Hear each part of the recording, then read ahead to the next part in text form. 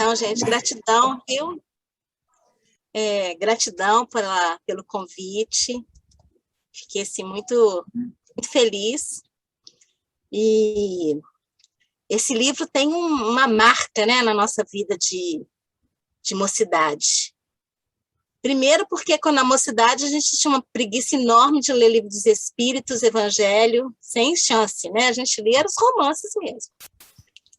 E há 2000 anos é um livro que marca muito a nossa adolescência, né?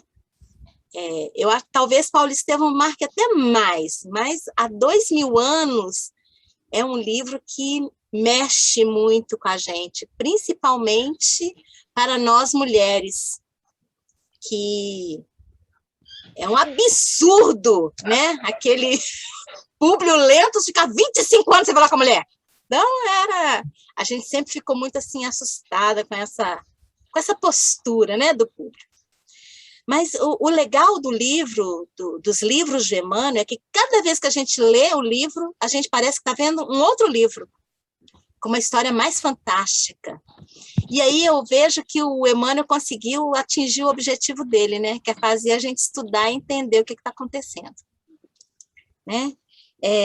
Nesse livro, ele vai falar da descoberta da reencarnação, quando ele está conversando lá com Flamínios, logo nos primeiros capítulos, e vai mostrar para a gente muito, muito assim, com muita firmeza, a questão da fé. Né? A fé de Lívia, né? A fé de Flávia e a fé de Ana, que são personagens que eu não vou contar o livro, eu acho que eu não tenho que contar o livro, eu acho que o legal é a gente ler o livro, apesar que eu acho que todo mundo já leu, já sabe de cor e salteado, mas, né, a gente lembrar. E vai falar muito do orgulho, da vaidade, vai falar dos ideais, a vingança está assim, de cabo a rabo no livro, né, e o que isso traz de retorno, né, na questão da vingança, a questão do ódio, da calúnia, né? Da desconfiança e do ciúme. E aí a gente fala assim, mas, gente, por que a gente está falando isso, né? Gente, isso não acabou. Isso é que mais assusta a gente. Que todos esses defeitos, né? Ou melhor, efeitos, continuam até hoje. Mas nós, especificamente falando de nós espíritas, que frequentamos mocidade, que estamos dentro de um grupo espírita, a gente consegue identificar esses efeitos, né, na nossa vida, e eu tenho certeza que a gente está tentando melhorar. Né? Eu acho que há um tempo atrás a gente falava assim, gente, no futuro eu vou ser melhor. Mas hoje eu já entendo e vejo que nós estamos mudando para melhor. Né? Porque se não for assim, a gente vai estar parada, a gente não vai estar caminhando. E o nosso objetivo é ir a caminho da luz. Né? Então, não tem por que a gente falar assim, eu ainda não melhorei. Não, eu melhorei, ainda não estou um espetáculo, assim, um Jesus, né? Mas eu estou a caminho. E isso é importante que a gente pense desse jeito, para que a gente tenha força para continuar. E é isso que o Emmanuel vai falar. Ele vai falar exatamente isso quando ele começa a falar desse livro, né? Então, é um livro que acontece lá nos anos 30, né? Jesus estava com 30 anos quando começa essa história, né?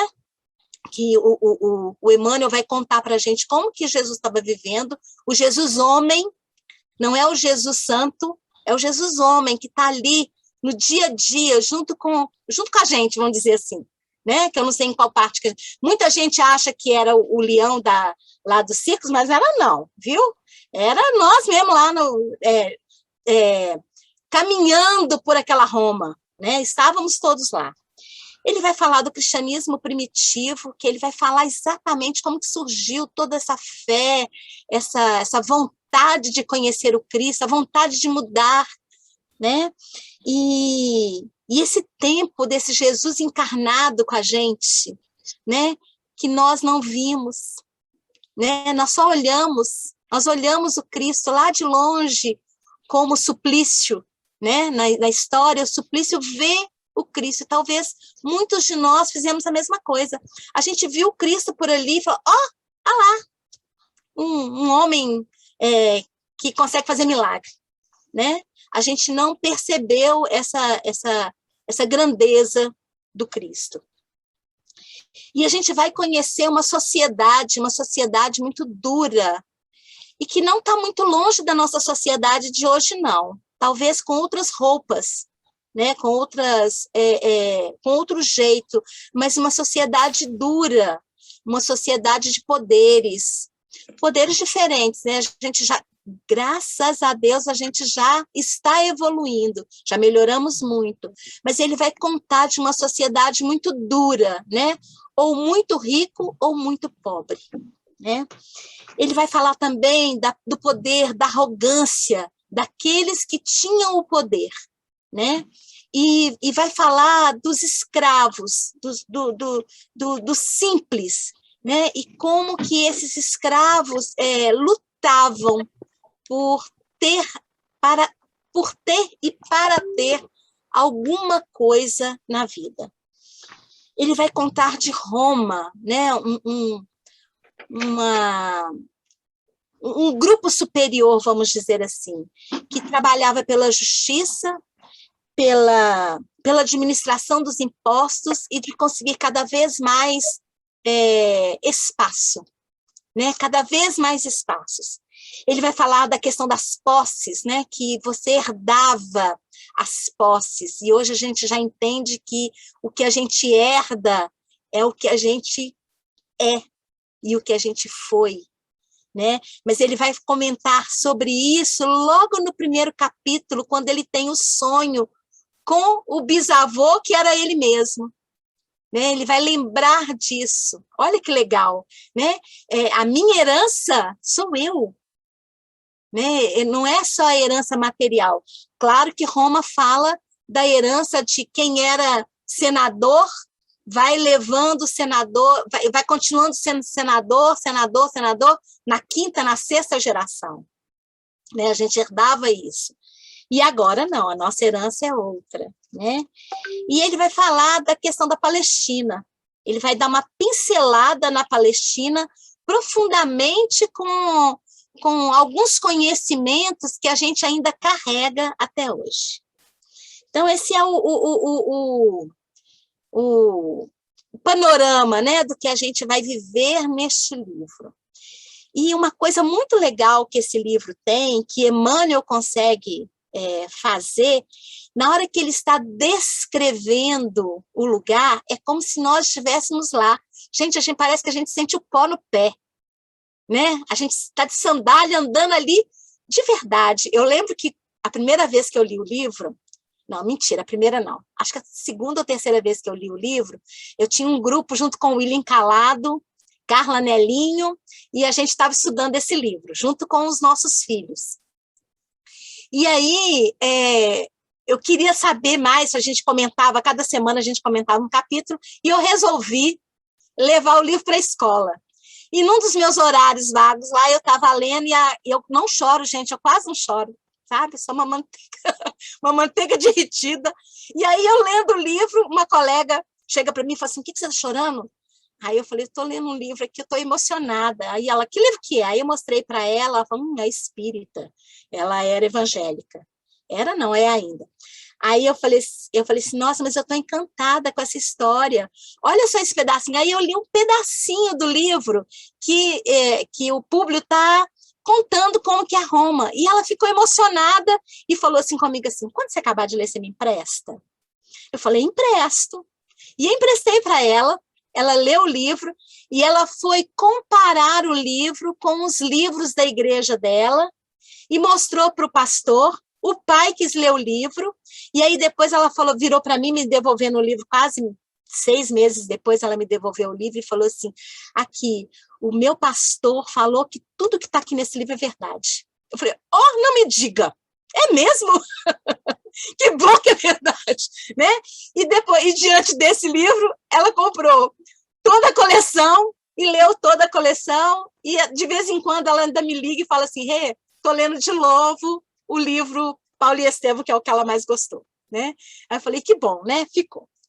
E aí, esse livro começa com uma parte, com um título, Na Intimidade com Emmanuel. Ô, gente, só quem abre intimidade para a gente é quem gosta muito da gente, né? Que abre, que vai contar os erros e os acertos, e o pior, os podres, né? A gente só conta os nossos defeitos para quem a gente realmente gosta e confia. E olha o tanto que o Emmanuel está confiando na gente, mesmo sabendo que a gente ia falar, nossa, mas esse público, como assim? 25 anos sem falar com a mulher. Né?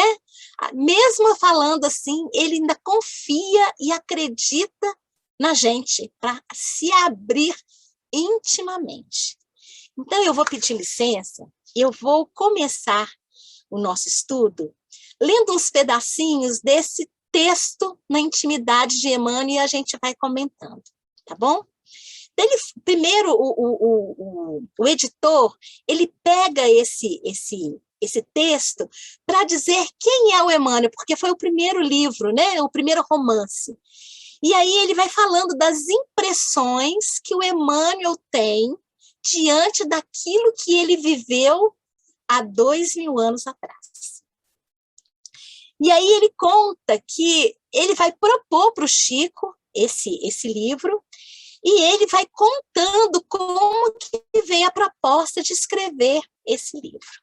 E aí ele fala assim, o livro foi escrito em 1938, o Chico estava lá na casa modelo, na fazenda modelo, né? E uma coisa que ele ressalta muito aqui é o tempo. Prestem atenção quantas vezes o Emmanuel fala do tempo, tá?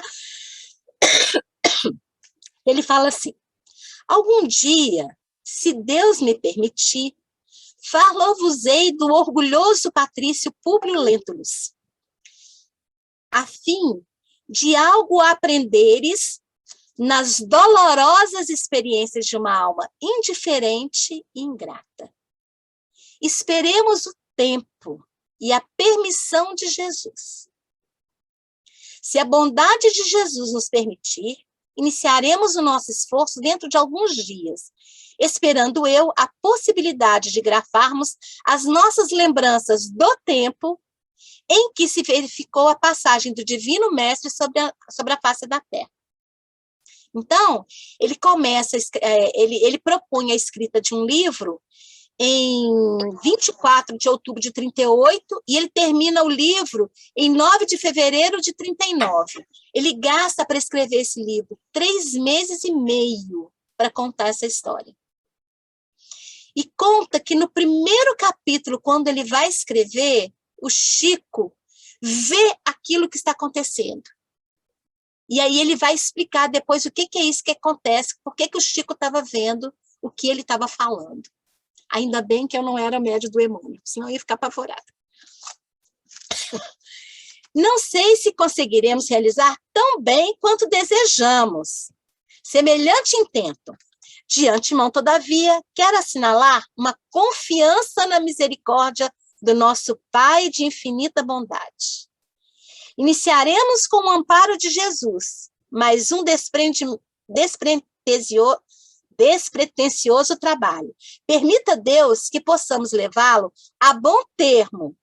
Agora verificareis a extensão de minhas fraquezas no passado, sentindo-me, porém, confortado em aparecer com toda a sinceridade do meu coração ante o plenário de vossas consciências. Gente, ele põe a história dele na nossa consciência, tipo assim, você pode me julgar. Né? Ou seja, daqui a pouco a gente já vai dar conta de fazer isso. Porque a gente está caminhando, né? Assim acredito. Ele coloca nas nossas mãos o julgamento, né? Se ele conseguiu, se ele não conseguiu, o que ele fez, né? E aí ele pede, orai comigo, pedindo a Jesus para que eu possa completar esse esforço de modo que o plenário se dilate além do vosso meio, a fim de que a minha confissão seja um roteiro para todos. Lembrando que o Gladstone falou na semana passada, né? Confessai-vos uns aos outros, só quem se confessa com o outro é extremamente quem você realmente confia. E ele está confessando para a gente o que ele viveu, né? Eu fico pensando quantos erros nós também cometemos e não temos coragem de confessar. Não estou falando nem das vidas passadas, estou falando só nessa. Quantos erros nós cometemos e já cometemos e ainda vamos cometer, né? Ainda bem, porque é errando que a gente acerta, né? E se a gente erra, é porque a gente está tentando acertar. Isso é muito importante a gente colocar dentro da nossa vida, porque a gente não está aqui para acertar na primeira vez, né? Falando como professora alfabetizadora, até que a gente consegue ler B mais A, ba, L mais A, lá, e juntar bala, não é fácil, né? A gente conseguiu fazer isso com muito esforço. E é exatamente nesse aprendizado que nós estamos, né? De juntar uma coisa com outra coisa para que a gente possa conseguir ler uma palavra intensamente, entender o que ela está dizendo. Porque muitas das vezes a gente lê, mas a gente não entende. É aquilo que eu tinha falado no começo. A gente lê o livro a primeira vez, mas quando a gente lê da segunda, parece que é outro livro, porque a gente já entendeu aquela parte que a gente tinha passado. Não que a gente não tenha entendido, mas a gente não percebeu. E agora a gente percebe de outro jeito. Do mesmo jeito, não só os livros do Emmanuel, mas até o Evangelho. Quantas vezes a gente lê o Evangelho, entende uma coisa, e quando a gente lê de novo, a gente entende de outro jeito, e melhor. Né? Eu lembro que na nossa adolescência, a gente ficava, achava muito estranho Jesus entrar no templo e usar do chicote. Vocês lembram dessa passagem? Jesus entrou no templo e os outros... Gente, vocês conseguem ver isso? Jesus com chicote? Eu não consigo ver isso. Hoje, eu não consigo ver. Né? A gente começa a entender que esse chicote é uma outra coisa, não é um chicote. É um outro chicote. Um chicote de palavras, de firmeza. Não é assim que a gente entende hoje? Que antigamente a gente pensava que era mesmo que Jesus tinha entrado lá e chalapado todo mundo, e hoje a gente entende de um jeito diferente. Então, isso faz com que a gente perceba entre linhas, né? Esse nosso viver. E aí, o Emmanuel coloca no livro também, agradeço meus filhos, olha que gracinha, ele trata a gente como filhos, né? Como um pai amoroso, estou te ensinando, olha aqui, presta atenção, agradeço meus filhos o precioso concurso que me vindes prestado. Tenho me esforçado, quanto possível, para adaptar uma história tão antiga ao sabor das expressões do mundo moderno, mas em relatando a verdade, somos levados a penetrar, antes de tudo, na essência das coisas, dos fatos, dos ensinamentos. Para mim, essas recordações têm sido muito suaves, mas também muito amargas. Nossa, gente, eu fico imaginando o tanto que foi amargo.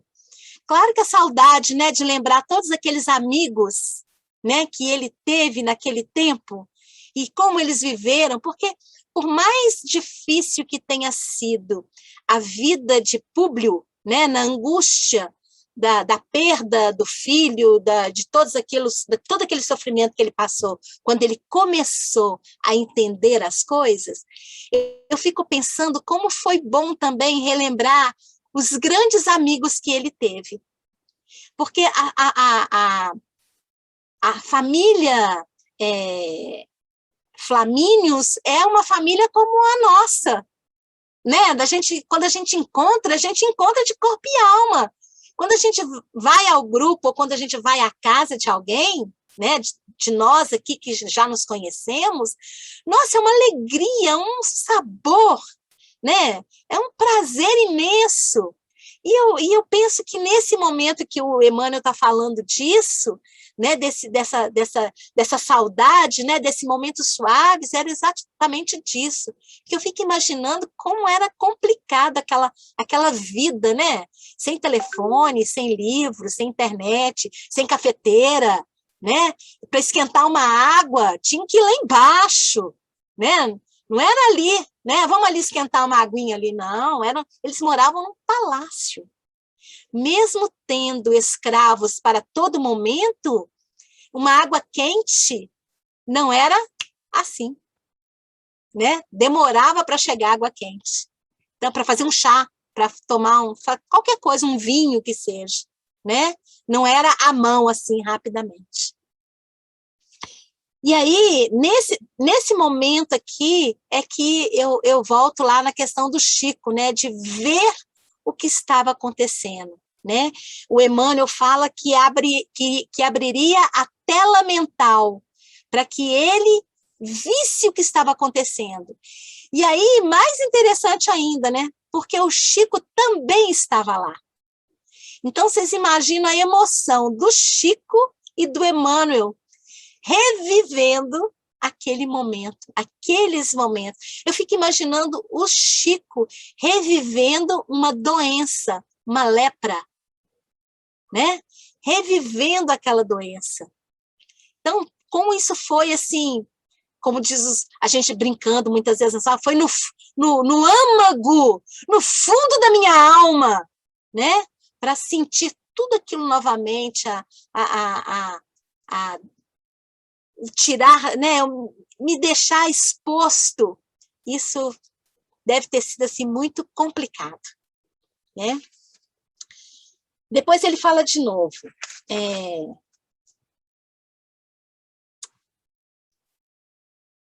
suaves pela rememoração das lembranças amigas, mas profundamente dolorosas, considerando o meu coração empedernido, que não soube aproveitar o minuto radioso. De novo ele fala do tempo, do minuto radioso, que soara no relógio da minha vida de espírito há 2000 anos.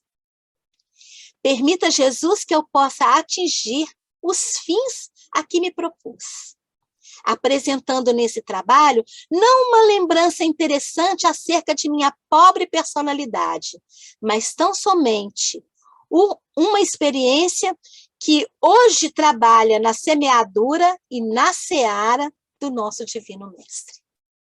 Aí é que eu falo da questão do objetivo do Emmanuel, quando ele nos coloca para pensar o tempo, o minuto radioso que nós temos, o relógio da minha vida, o tempo todo ele faz ele volta nisso, né? Nessa introdução, né? Falando de como foi importante, como é importante cada minuto da nossa vida, cada minuto.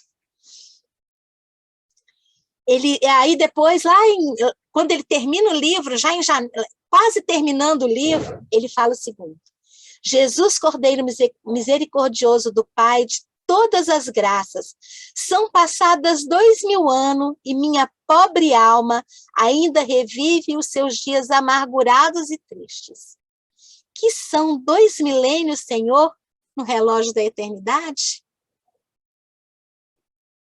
De novo, ele fala do nosso passado, do nosso presente e do nosso futuro. Aliás, eu acho que ele fala mais do nosso passado e do hoje, porque o nosso futuro é exatamente o que a gente está fazendo hoje, né? E aí ele fala assim: sim, o tempo é o grande tesouro do homem, e 20 séculos, como 20 existências diversas, podem ser 20 dias de provas, de experiências e de lutas redentoras. Eu fico pensando qual foi a nossa...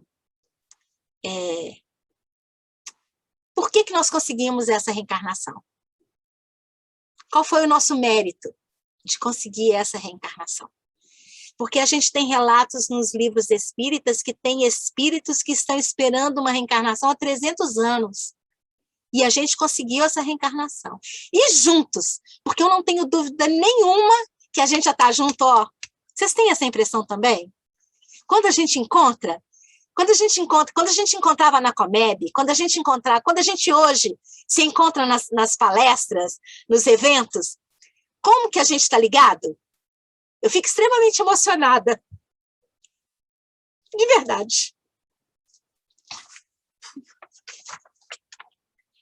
Só a tua bondade infinita, somente tua misericórdia, pode abranger todos os séculos e todos os seres, porque em ti vive a gloriosa síntese de toda a evolução terrestre, fermento divino de todas as culturas, alma sublime de todos os pensamentos.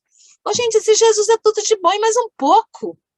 Pensa bem como que ele mudou a nossa vida, né? Como que ele mudou tudo, né? Eu estava agora interpretando uma palestra do Afonso, e ele falando assim,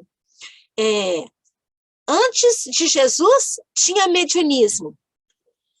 A mediunidade só abre de novo, porque Moisés tinha proibido a mediunidade só abre de novo quando ele encontra com Madalena. Eu falei, oi?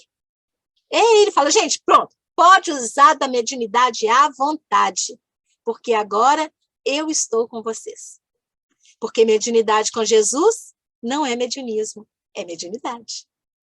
É com sabedoria, é com entendimento. Isso é muito legal. Agora a gente fica pensando, lá no Públio Lentos, lá, com todas aquelas diversidades, e ele, lembrando, no primeiro capítulo, que ele conversa com Flamínios, e fala, olha, eu tive um sonho, e que eu era assim, não vou contar não, deixa vocês voltar no livro lá e ler, que eu fiz isso, isso e isso. Será que isso é verdade? E o Flamínios fala, não, isso não é verdade, não, isso é só um sonho. Não fica pensando nisso, não. Só que ele fica com a pulga, aliás, um cachorro inteiro atrás da orelha, né? Não foi uma pulga só, não, foi um cachorro todo atrás da orelha, pensando se aquilo realmente poderia ser verdade. Por que que ele fica pensando? Porque quando ele vê o busto do bisavô, ele se vê naquela mesma pessoa. Né? Então, como que o pensamento dele, e aí agora a gente pode falar, como que o espírito dele lembra de tudo. Né? A gente já tem essa percepção. E aí, nesse texto, o Emmanuel vai falando das características daquele povo e daquele lugar. Ele vai colocando com detalhes, né, as ruas, as roupas, as vestimentas, como que as pessoas se vestiam. E quando eu li esse prefácio aqui, e eu já tinha lido o livro mais de 3 vezes e escutado o livro, né? Porque escutar a novela parece mais ainda que você está ali, né? Aí você sente exatamente quando Lívia entrega para Ana as joias dela. Eu vi direitinho os braceletes, os colares, porque no começo do livro o Emmanuel já pinta todo esse cenário, o tipo de roupa, ele falando da roupa do senador, que a roupa do senador era pomposa, né? Que era marca, né? Que tinha uma barra vermelha e que aquilo mostrava o poder que ele tinha. E você fala, nó, era muito poder, uma roupa mostrar muito poder. Né? Então, assim, as coisas materiais eram muito severas naquela época, tinha que aparecer, né? E aí ele continua assim, diante dos meus pobres olhos, desenha-se a velha Roma dos meus pesares e das minhas quedas dolorosas. Sinto-me ainda envolto na miséria de minha fraqueza e contemplo os monumentos das vaidades humanas. Gente, já pensou? minhas misérias, envolto na minha miséria de minhas fraquezas. Ai, expressões políticas variando nas suas características de liberdade e de força, detentores de autoridade e de poder, senhores da fortuna e da inteligência, grandezas efêmeras que puderam apenas por um dia fugaz, tronos e púrpuras, mantos preciosos das honrarias terrestres, togas de falha justiça humana, parlamentos e decretos supostos irrevogáveis. Em silêncio, Senhor, viste a confusão que se estabelecera entre os homens inquietos e com os mesmos desvelado amor, salvaste sempre as criaturas no instante doloroso das ruínas supremas. Aqui ele fala de duas ruínas, né? Ele fala da ruína interior, quando você já acredita e já deixa aquilo tudo para trás, e das ruínas mesmo, que ele passou por duas ruínas. A ruína de quando Lívia parte, né, que foi uma ruína, aquilo foi horrível, e quando chega no final do livro, que é outra ruína, que eu também não vou contar, porque senão perde a graça. Né? Então, são duas ruínas que ele vive ali. A ruína e a ruína dos sentimentos, né? Eu fico imaginando o tombo que ele levou quando ele descobre que Lívia tinha ido lá conversar com o Pôncio para pedir para libertar Jesus. O tombo que ele levou, né? Quando que a gente fala, caiu em si, né? Nossa, deve ter sido um tombo enorme, né? Dele perceber, falar, puxa, eu pensei isso, como assim? E aí você fala assim, eu conheço quem está do meu lado, eu amo essa pessoa. E o Públio dizia que ama Lívia. Ao julgamento, hein? Está na minha consciência aqui, eu julgando de novo, né? E assim a gente vai fazendo com todos e todo mundo, né? Ah, mas ele foi assim. E ele vem nos lembrar exatamente isso. Quanto nós julgamos, né? Quais são os nossos sacrifícios? O que eu estou deixando de lado?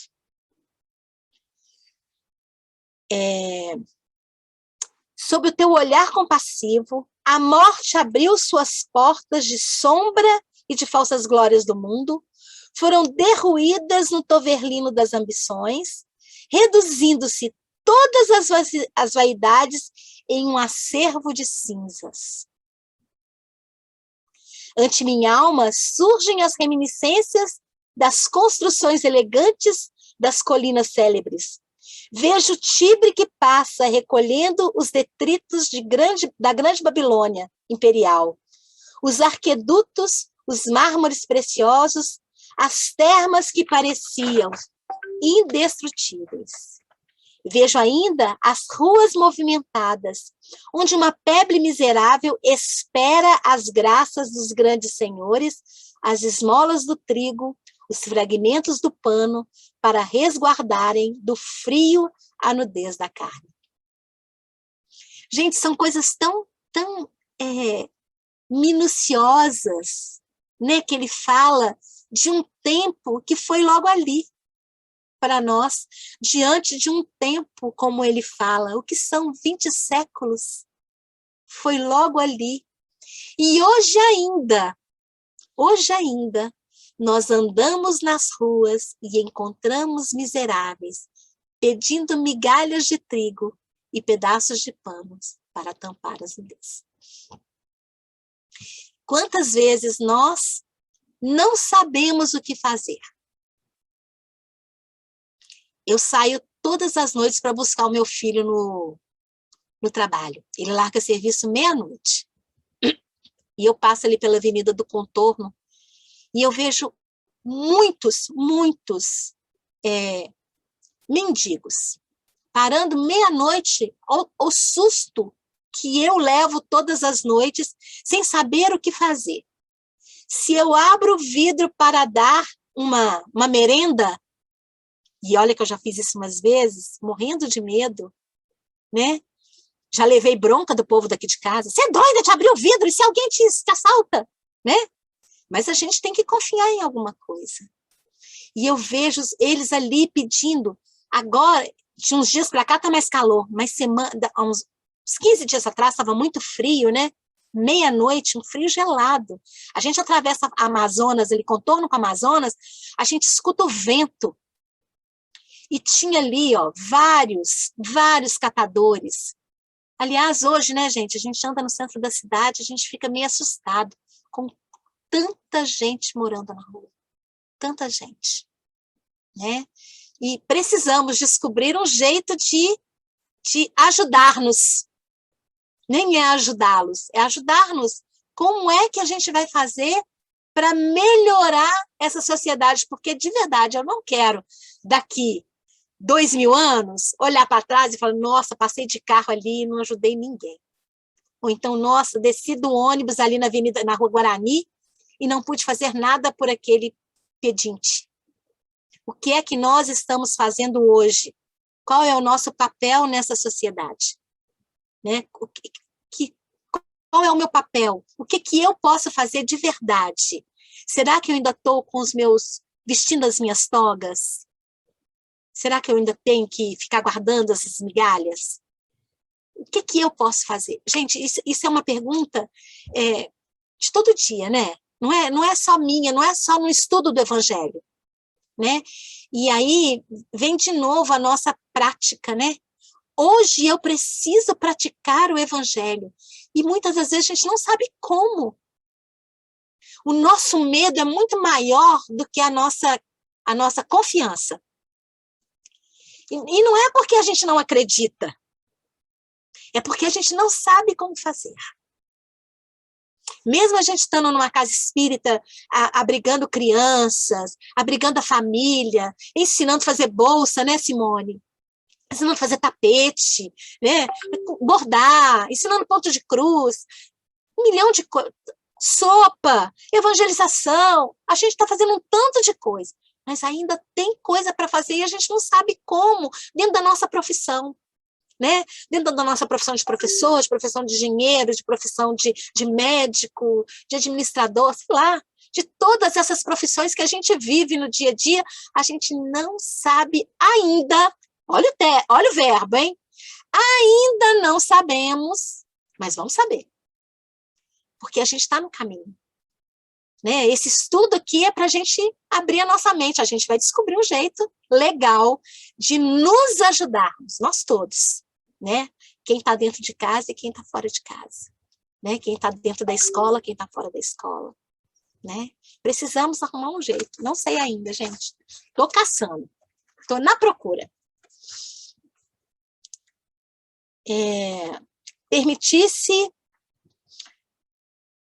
Permitisse que a Babel romana se levantasse muito alto, mas quando viste que se ameaçava a própria estabilidade da vida do planeta, disseste, basta, são vindos os tempos de operar-se na seara da verdade, e os grandes monumentos, com as estátuas dos deuses antigos, rolaram de seus pedestais maravilhosos.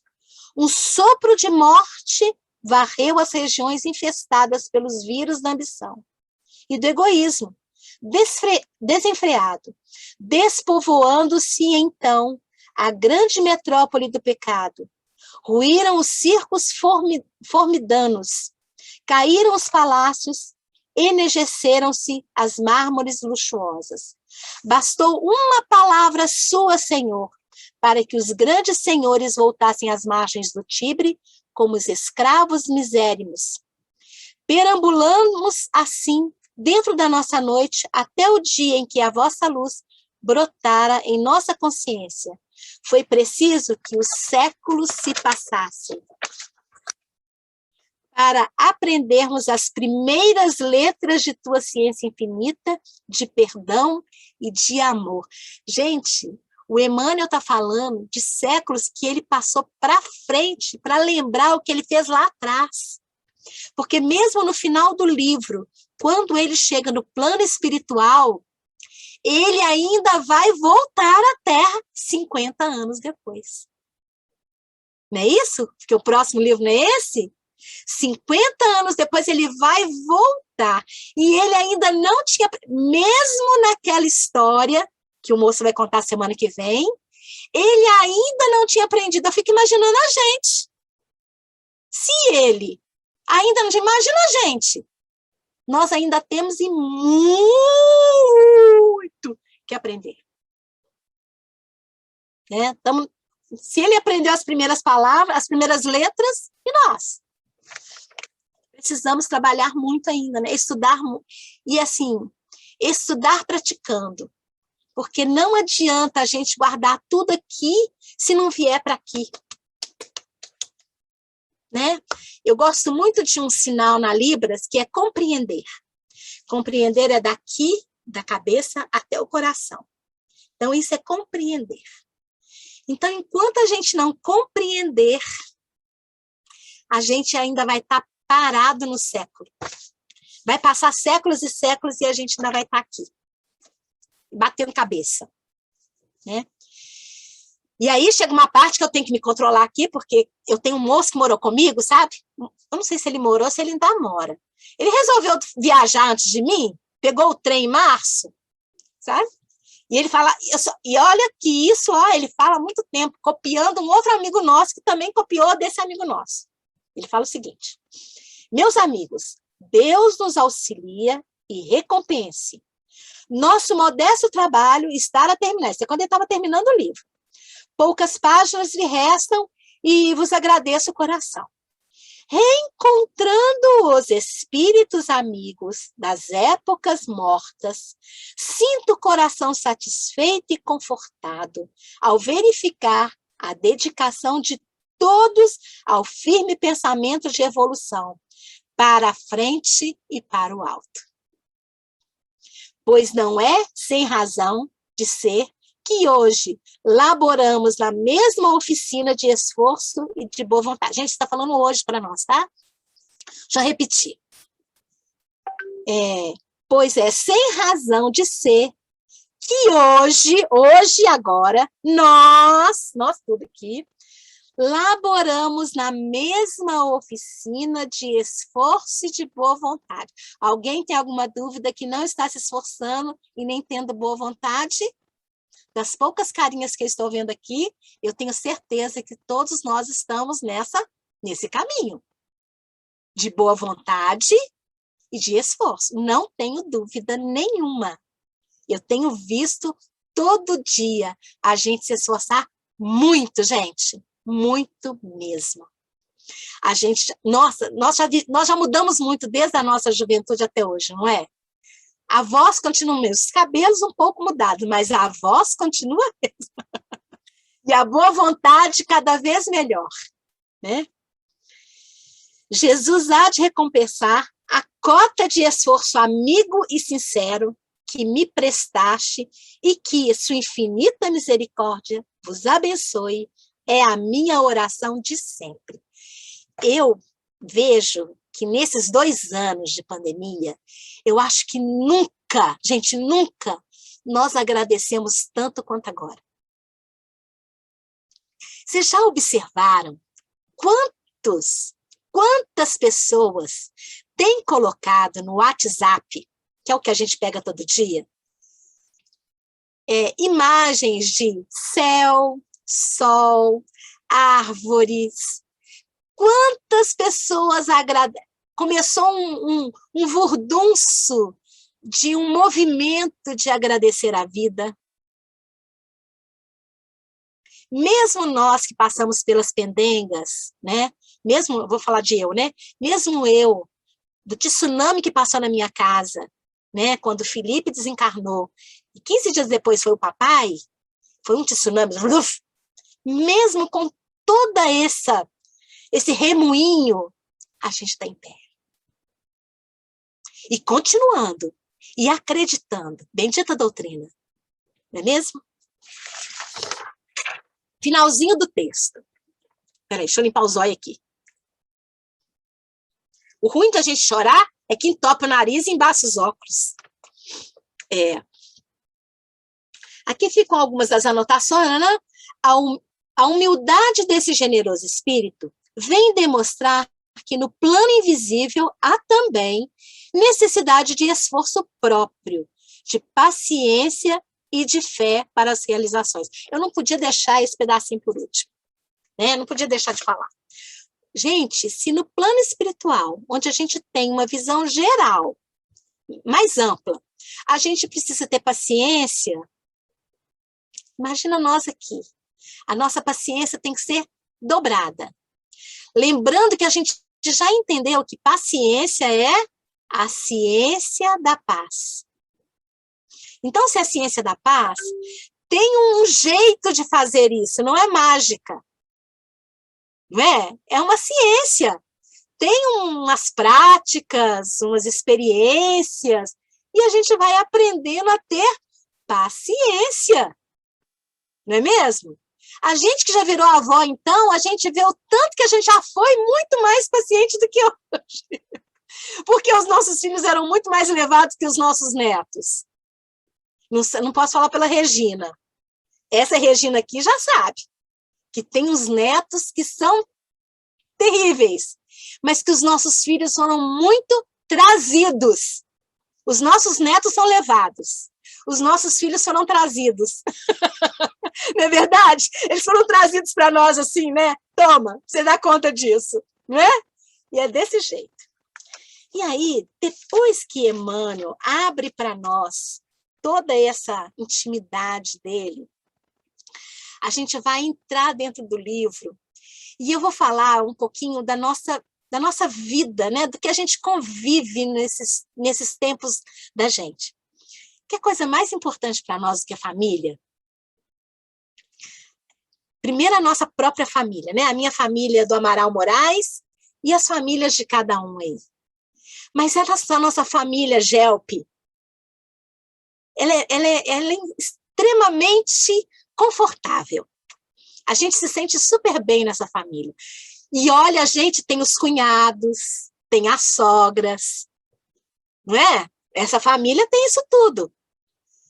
Tem a sogra encrenca e a sogra que nos acolhe. Tem o cunhado legal e o cunhado que é um pé no saco. Não é verdade? Dentro dessa nossa família toda, a gente precisa aprender a conviver. E dentro do livro ele vai falar dessas famílias que estão unidas pela questão consanguínea e pela questão do casamento. Então a gente vai conhecer lá a família Flamínios, que é uma família extremamente honrosa, vamos dizer assim, que tem uma base sólida, né? Porque tanto o chefe da casa como a esposa, a Calpurnia, educavam os filhos assim, ó, né? Na firmeza, e deu no que deu, né? Eu também não vou contar aqui para vocês poderem ler o livro, né? Que deu no que deu. A gente vê a família dos Lentulus Cornélios, que vem lá, né, traçando uma encrenca enorme, né, de lei, né, porque o senador era a lei, né, a obrigação dele era essa, né, ele tinha que, a obrigação dela era judicial e legislativa, ou seja, ele era justiça e lei. Então, a responsabilidade dele era muito grande. Ele decidia as coisas. E decidiu logo nos primeiros capítulos, né?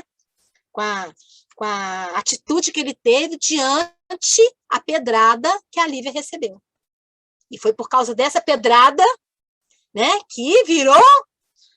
Nossa, leia o livro lá que tem.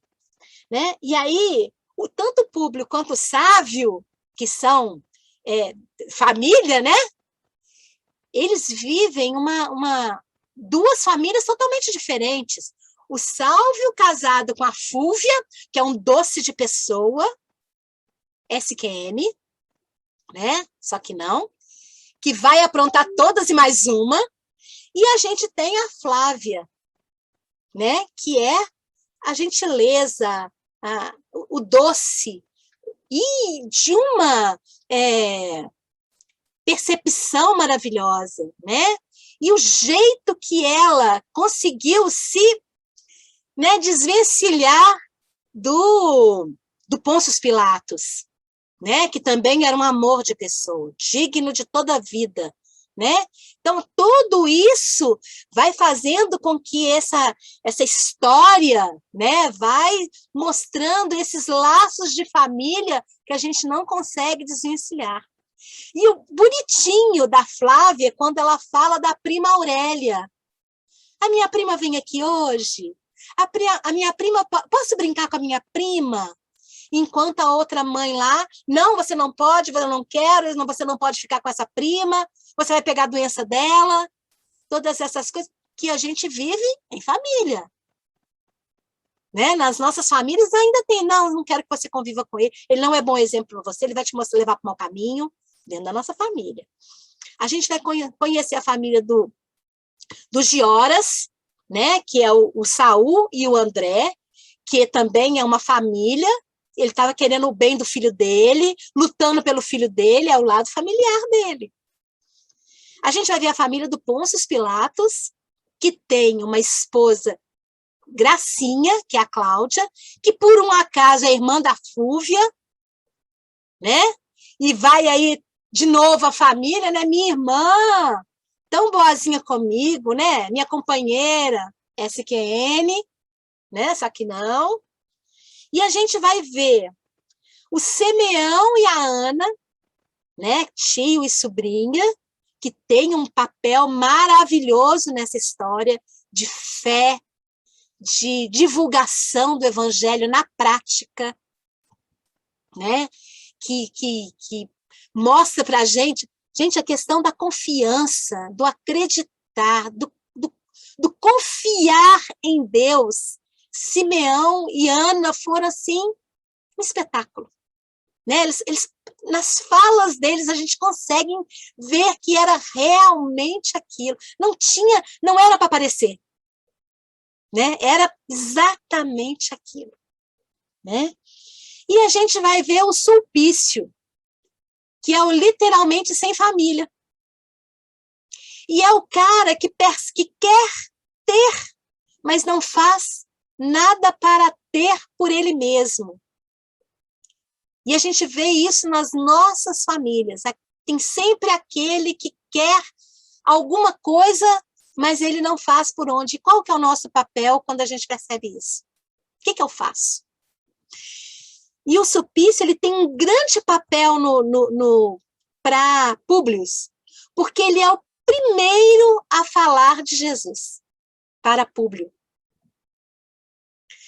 Quando Públio chega na casa de Pôncio Pilatos, Sulpício vai falar de Jesus. E são essa fala de Sulpício é que vai fazer com que Públio, no futuro, faça a carta contando como era Jesus. Então, eu vou ler um pedacinho aqui, está nesse livro aqui, ó, vai aparecer de conta. Lentulus, Encarnações de Emmanuel. Mas também está lá no livro há 2000 anos, mas aqui ele faz um contexto legal, mas eu não vou ler o contexto, não, vou ler só um pedacinho, que aqui ficou mais fácil de encontrar. Na narrativa, ele fala o seguinte: dá-se conta que ele escutara de Sulpício que os cabelos do profeta esvoaçavam as brisas da tarde mansa, como se fossem fios de luz desconhecidos das claridades serenas do crepúsculo. E de seus olhos compassivos parecia nascer uma onda de piedade e comiseração infinitas. Descalço e pobre, notava-se que o profeta, a limpeza da túnica, cuja brancura casava a leveza de seus traços delicados. Sua palavra era como cântico de esperança para todos os sofredores do mundo, suspenso entre o céu e a terra, renovando os pensamentos do que o escutavam. Falava das grandezas e conquistas humanas como se fossem coisas bem miseráveis. Fazia as amargas afirmativas acerca das obras monumentais de Herodes. asseverando que acima de César está um Deus todo-poderoso, providência de todos os desesperados e de todos os aflitos. No seu ensino de no seu ensinamento de humildade e amor, considerava todos os homens como irmãos bem-amados, filhos desse Pai de misericórdia e justiça que ele ainda não conhecia. Isso são palavras do Sulpício, que é o soldado do Pôncio Pilatos, e que é o terror da galera. Olha a visão desse homem, ele vê Jesus nisso tudo. Tanto que quando ele termina de falar que Jesus via todos nós como irmãos, Pôncio Pilatos fala assim, o quê? Como assim? Eu, irmão de escravo? Você tá doido. Né? Então, e o Públio, quando escuta isso, ele fica incomodado. Lá nas palavras, enquanto Lívia fica encantada, Públio fica incomodado.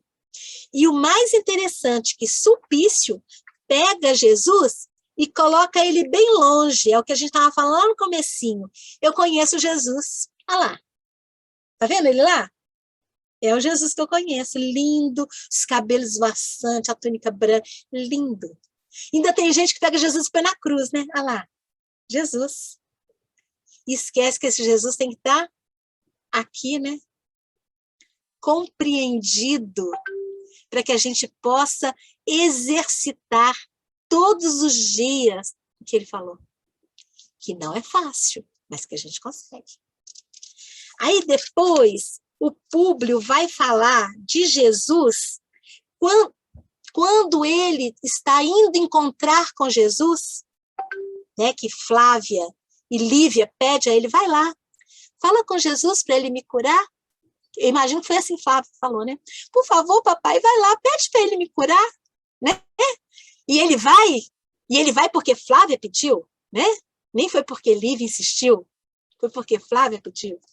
E aí ele fala assim,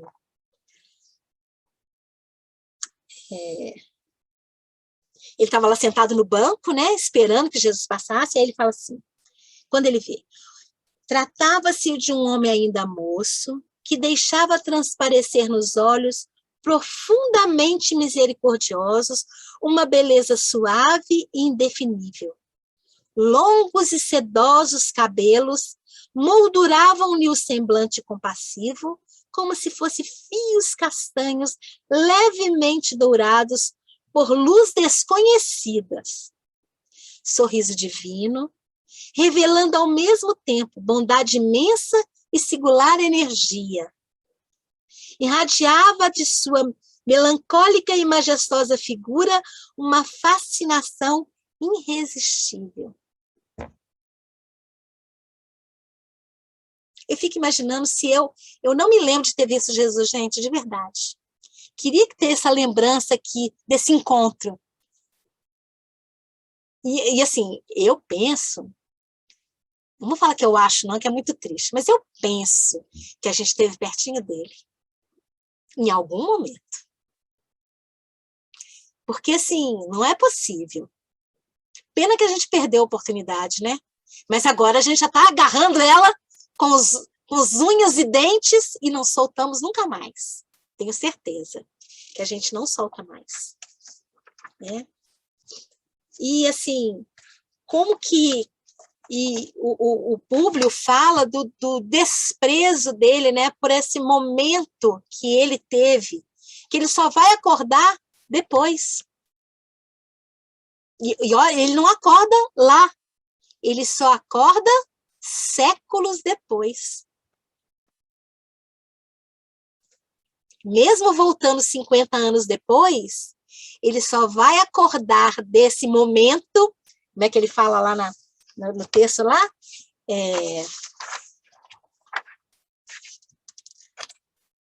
Do minuto radioso. Um minuto radioso. Ele só vai acordar séculos depois desse minuto que ele viveu com Jesus. E aí, fazendo uma outra leitura, né?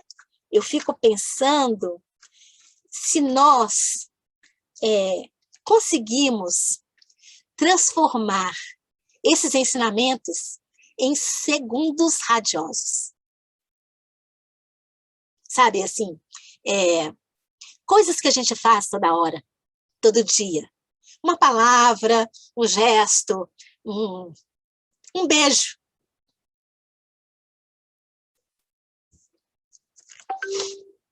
Outra coisa também que marcou muito no livro são as falas das mulheres desse livro, né?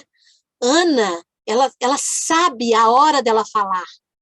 E ela não tem medo de falar. Ela, sendo uma escrava, ela enfrenta Públio, né? No começo, na primeira parte do livro, né? Ela enfrenta Públio quando ela fala de quem é Jesus. E na segunda parte do livro, quando ela já está cuidando dele, porque ela continua cuidando de Flávia e cuidando de Públio, né?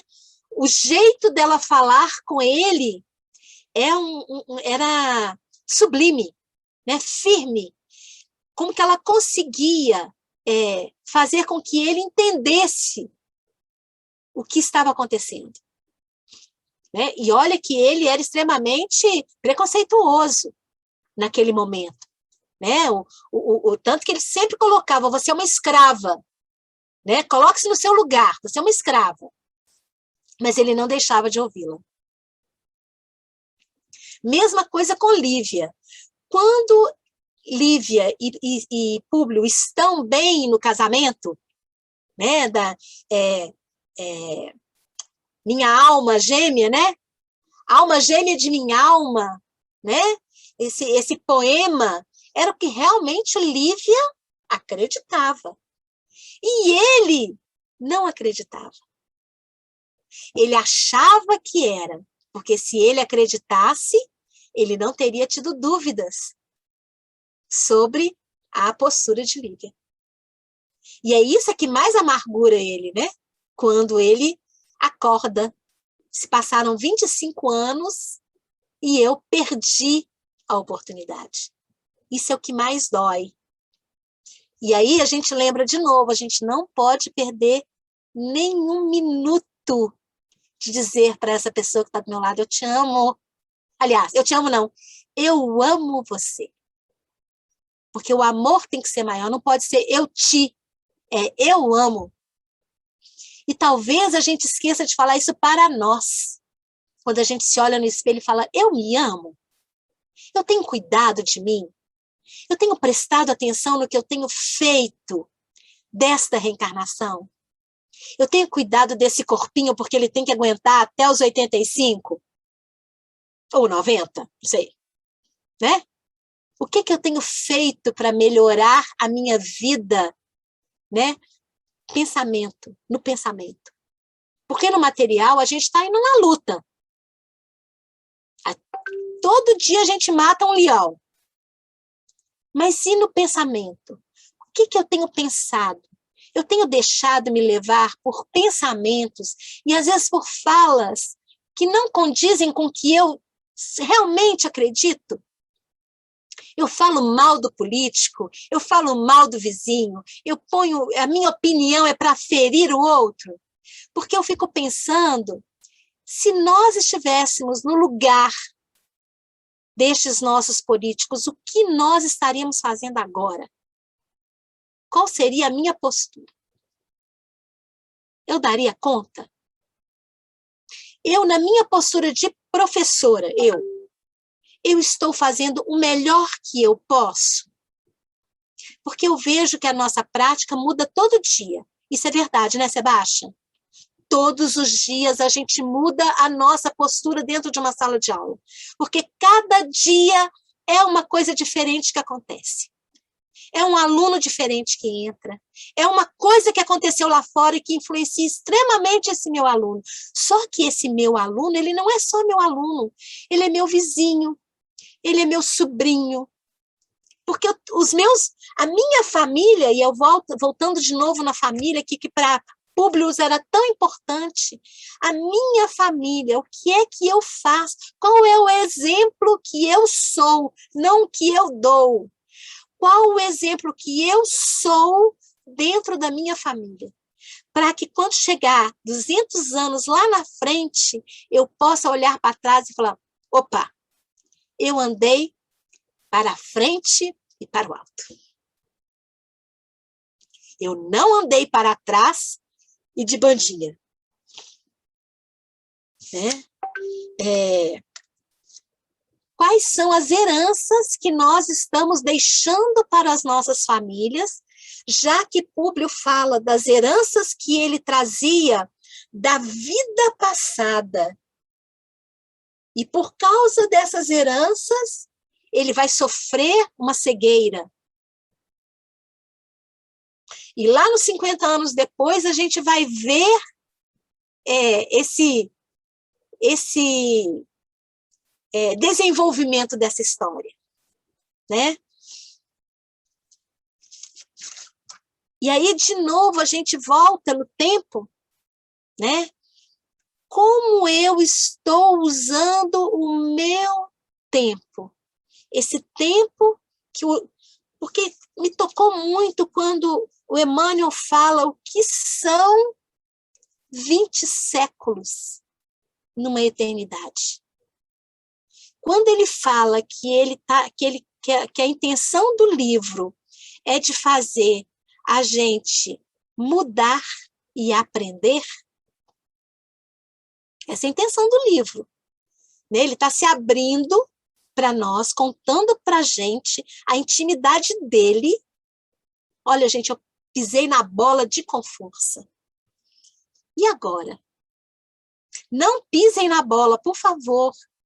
Né? Olha a herança que vocês estão deixando para o filho. A herança é a da toga?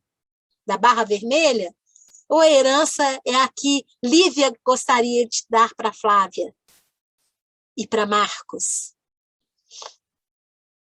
Né? Qual que é o nosso tempo? Como é que anda o nosso orgulho nessa brincadeira toda?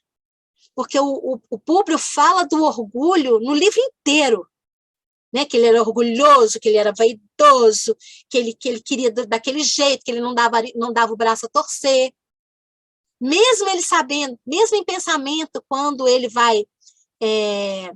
volta atrás com relação ao Saul, né? Que é o moço que está com a pedra, que ele dá uma condenação, depois ele volta atrás, mas já era tarde. Né? Já passou o tempo, não teve jeito de voltar. E aí a gente não fica sabendo da história, né? A gente, hoje, né? Ele vai saber da história depois que ele foi vendido, né? Que ele vai conviver de novo. Olha só que volta que essa história dá, né? Do egoísmo dele e de não aceitar, eu posso voltar para trás.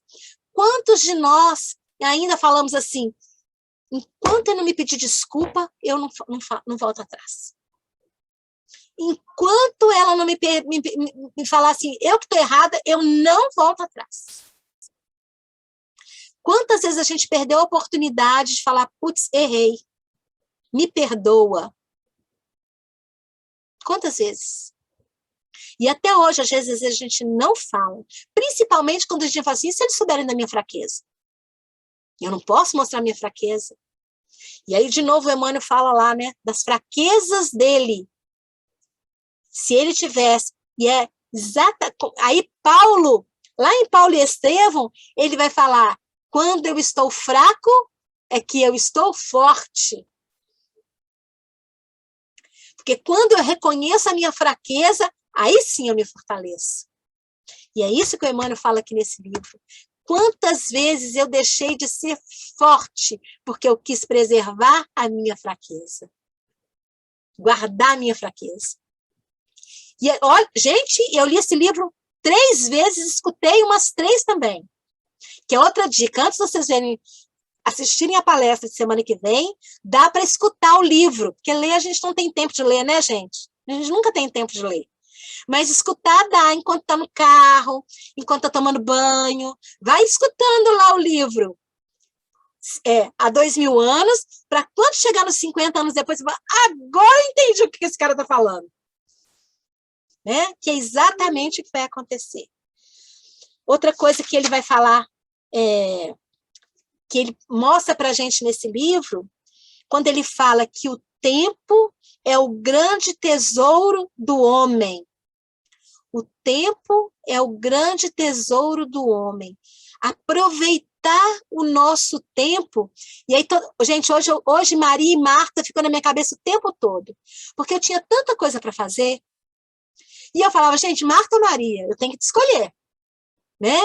E a gente fica nesse dia o tempo todo, eu faço isso, eu faço aquilo, né? Eu vou estudar, não, eu tenho que arrumar a casa, eu tenho que lavar roupa, eu tenho, e a gente fica a gente perde tempo, né? A gente nunca fica com o mais prazeroso, a gente fica com o que é de todo dia. E olha, gente, que está sendo um sacrifício para mim. Um sacrifício para mim deixar a cozinha para arrumar no outro dia. Porque agora, como os meninos estão, de noite, estão todos juntos, os meus meninos, então eu não faço nada, eu fico com eles. Pode a pia ficar desse tamanho, depois eu arrumo. Agora eu vou ficar com eles. E aí, sentir essa presença, né, de estar com... É uma escolha. Não é uma determinação. É uma escolha nossa. O que eu estou escolhendo agora? Eu preciso escolher o melhor caminho. O melhor estar junto, o melhor viver, o melhor cantar. Né? E uma coisa que fica marcado nesse livro é que o melhor é dizer sempre a verdade. Sempre a verdade. Por causa de mentiras e calúnias, virou, literalmente, mineiramente falando, um angu de caroço. Né? Se tivessem falado a verdade, se tivessem sido verdadeiros, a gente poderia ter tido um final melhor. Né? Mas por causa das nossas durezas, a gente sempre deixa um final mais ou menos. Né? É isso. 10 minutos para vocês perguntarem o que vocês quiserem para o Sebastião. Ou para a Jaqueline também pode, para o Leonardo. Para a Gisele. Vocês não vão perguntar nada, gente? Só um comentário aqui. Interessante quando a gente faz um paralelo da história de Paulo e de Públio Lentulus, quando estavam indo encontrar com Cristo, né? Que tem muitas semelhanças e uma diferença no final que faz toda a diferença, né? Que os dois, no momento de conflito, decisão íntima, pensando na vida, quando encontram com Jesus, eles têm um torpor, Paulo cai do cavalo, Emmanuel meio que desmaia, a diferença é quando eles acordam, né? Ou se levantam, né? Que Paulo fala, Cristo, né? Esqueci as palavras aqui agora, se seja feita alguma coisa, se coloca como servo, né? E Públio Lentulus, que é Emmanuel, fica preocupado, o que eles vão pensar de mim? Eu sou um senador romano, né? E quando você fala da humildade de Emmanuel, de contar para nós essa derrota da batalha, não é da guerra, né? Depois ele se recupera, mas que às vezes é a derrota de todos nós em alguns momentos, né? Que a gente fica preocupando com a convenção, com o orgulho, e se esquece do que é essencial, que é o que Paulo não fez, né? E aí, assim, cada vez mais eu acredito que esse confessai-vos uns aos outros que Áquila e Prisca fala para a gente lá no livro Paulo e Estevão, tem muito sentido nos dias de hoje. Eu vejo como que Ana e Lívia se confessavam o tempo todo, como que elas se abriam uma para as outras. As mulheres têm mais facilidade em fazer isso, né? De confessar umas às outras. Eu estou sentindo isso, estou passando por aquilo. Os homens nem tanto. Está na hora de se mudar. Sabe? Eu fico imaginando quantas angústias, exatamente por causa dessa característica masculina, né? De não poder mostrar a fraqueza para o outro. Né? E o Emmanuel vem falando isso para a gente de novo, lá naquela singela cartilha, né? Pensamento e Vida, como que a gente precisa se confiar no outro.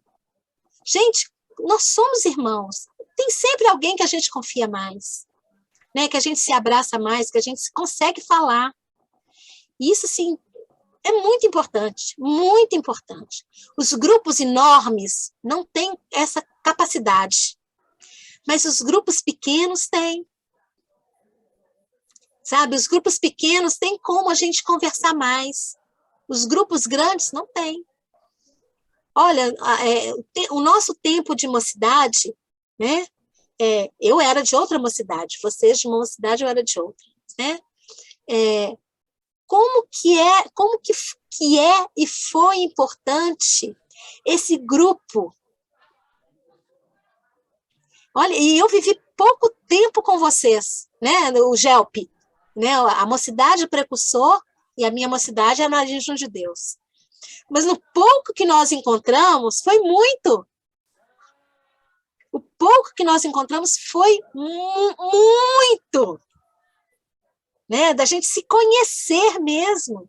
Aqueles 4 dias de carnaval não eram 4 dias. Com certeza eram 4 anos. Ou talvez 40.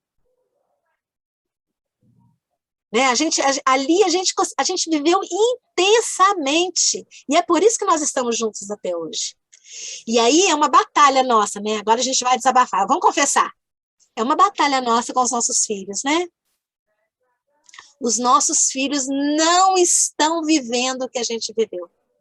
Nem é para viver, né, gente? Eles estão vivendo a vida deles. Mas, assim, como foi bom para nós. Bom não, foi ótimo. Né? Mistura de bom com ótimo, né?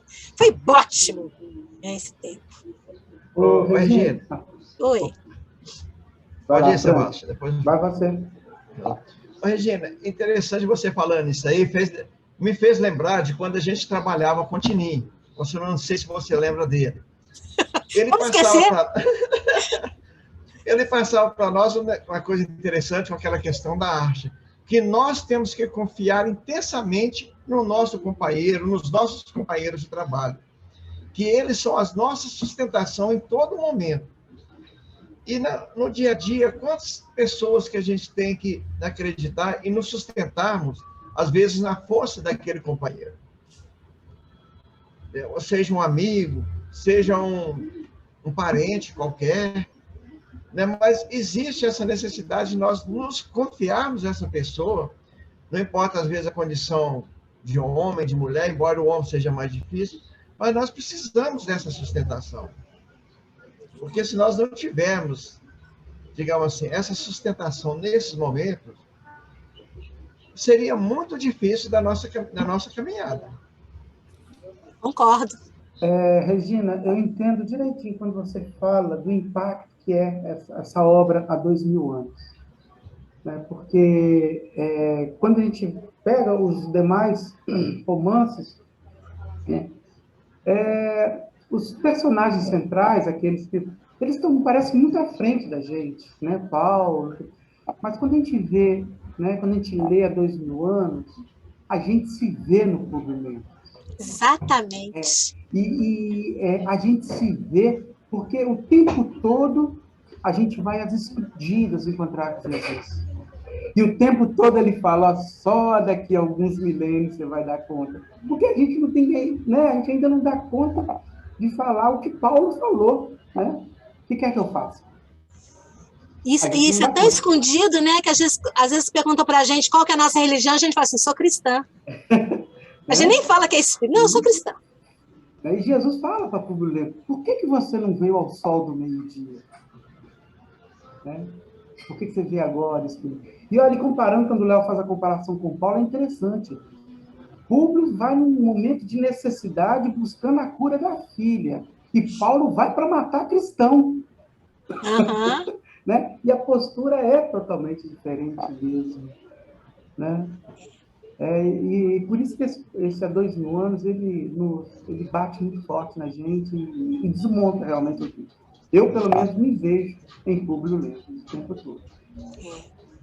E provavelmente, quando a gente ler o livro ou escutar o livro novamente, a gente vai ver outra coisa que a gente não tinha visto. Não, eu reli ele agora, né? Eu reli todos, estou relendo, reli todos agora. E, realmente, são novos livros que eu estou lendo. Né? Novas perspectivas, né? Novas perspectivas, né? Como diz o Glado semana passada, é clássico.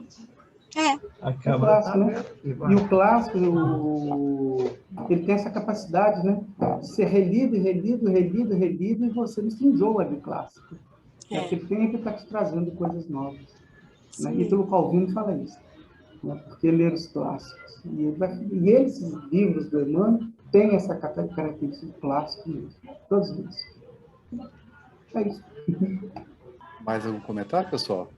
Todo mundo caladinho. Ai, será que eu falei muita besteira? Que isso. Não, tá ótimo. Ai, meu Deus. Falou não. Eu acho que não é ficar caladinho, não, sabe? Eu acho que é muito mais uma introspecção, né? Da gente tá ruminando todo o processo, né? A gente, quem releu o livro, quem já leu, né? Fica lembrando das partes e vendo aonde se encaixa em cada situação, porque o Sebastião comentou, né? No livro a gente está muito mais próximo de Públio Lentulus do que de Emmanuel na história, né? Verdade. Então, assim, eu também me vejo, né, em situações em que a gente busca Jesus na calada da noite e dificilmente, às vezes, a gente fica no sol do meio-dia. Eu acho que a nossa luta íntima aí para crescer ainda, né, apesar de que a gente conhece, mas, né, esse compreender aí que a Regina trouxe, né, às vezes ainda está longe. Eu só penso que a gente não pode, não pode não, acho que a gente não deve. Acho que a gente não deve pensar que a gente está longe. Eu fico pensando quando a gente está numa caminhada, de manhã, aquela caminhada que a gente faz. Se a gente pensar assim, nossa, ainda falta 2 quilômetros, a gente fica cansado. Mas se a gente vai caminhando, quando a gente vê, já está na hora de voltar e você não está cansado. Você fazer o caminho de volta. Se eu penso que eu ainda estou longe, eu fico assim, nossa, falta muito, ai, não, deixa eu parar aqui para descansar um pouquinho. Mas se eu penso que eu estou caminhando e que está sendo legal, né, os benefícios dessa caminhada, eu não fico desanimada, sabe, porque senão a gente cai de novo, né, porque Entendi. É tão complicado, né, na vida é tão complicado, olha o que a gente fala. A vida é tão difícil. Eu já tirei essa palavra da minha vida. Eu não falo mais difícil. É difícil é só o prédio no centro da cidade. Aquilo é difícil. O resto das coisas não são fáceis. É complicado. Porque aí a gente vai mudando o nosso pensamento. Quando eu li de novo nesse texto, para frente e para o alto, gente, todas as vezes que o Felipe fazia estudo, ele usava essa frase. Para frente, porque Hermínio Miranda fala para frente e para o alto. E eu estou vendo que não foi. Quem falou primeiro foi o Emmanuel, né? Para frente e para o alto. Para frente e para o alto sempre. Ou seja, não tem jeito de você dar um passo para trás e dar uma viradinha ali na esquina. É para frente e para o alto. Vamos embora. Vamos seguir. A gente dá conta. Porque se a gente não desse conta, a gente não teria tido a oportunidade dessa reencarnação. Estaríamos na fila esperando. Se a gente está aqui, é porque a gente dá conta. Então, bora. Ainda bem que a gente não está sozinho. Garra um no outro aí e vamos embora. Né? Eu lembro quando Emmanuel coloca, né, que nós temos séculos de trevas para minutos de luz. Então, nesse instante é que eu falo que assim, ainda está longe. Mas o estar longe não quer dizer que eu não tenha que ser persistente. Isso. Eu estou fazendo um tratamento com um psicólogo muito bacana, e eu falo assim, Luiz, uma coisa que eu acho bacana em você é que você é um cara persistente. Você é perseverante. Mesmo estando longe, mesmo eu falando que assim, eu na minha concepção, eu ainda estou longe de ser, né, de galgar algum plano, né, mais alto aí e tal, mas assim, eu sei que eu consigo chegar lá. né? Porque uma vez um companheiro falou assim, ó, nós fomos criados para ser felizes. Agora, o tempo que a gente vai gastar, isso aí é outra história, né? Então, temos que ser perseverantes. Isso aí eu sei que eu sou. Agora, que vai demorar um pouco, vai. Senão, eu não precisava nem estar reencarnando mais, né? E até porque tem coisas que deixam a gente feliz hoje que antigamente não deixava, né? Sim. Ou então, tem coisas que deixavam a gente feliz antigamente que hoje não deixam mais. Por exemplo, ganhar um pirulito. Me deixava muito feliz quando era criança. Hoje, ganhar um pirulito, não quero, né? Eu quero outra coisa. Né? Não é? Então, assim, é isso. Felicidade, estamos todos, vamos ser felizes. Todos nós, sem dúvida nenhuma. Agora, sinto muito lhes dizer para vocês, mas eu já sou feliz. Ó, Regina Beatriz, aquela que faz feliz primeiro eu. Então, assim, a gente é feliz. A gente que fica arrumando encrenca para ser infeliz.